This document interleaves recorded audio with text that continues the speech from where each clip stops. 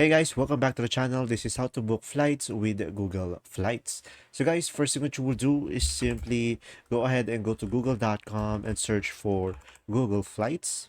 And now from here, just simply click on the first one. And after that, just simply click on this.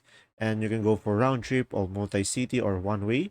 So in my case, I will go one way, let's say, and select the person on how many. And after that, just simply provide if you are using economy, premium, business, or first. And after that, just simply provide where you are headed to. So I'm gonna go for Japan, guys, and click on the specific place. Let's say I'm gonna go for Tokyo, Japan, and the departure will be, let's say I'm gonna go for 30. And after that, just simply click on done and click on search. And after that, it will search the best one for you over here. Or if you want the cheapest one, you can just simply click on this and you should be able to see all of the list. So guys, just simply select your flight based on your preferences. And now from here, guys, just simply select your booking options. So let's say I'm gonna go for Agoda. I'm gonna click on continue over here.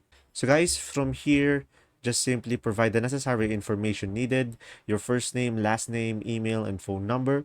So guys, most importantly, provide the email that you are using because they will send an email after you have the booking confirmed. So guys, just simply provide the information needed and click on this, continue to add on. And if we scroll down further, as you can see, we could add a bag and the maximum carry we will have is only 7 kg. And after that, just simply click on continue payment.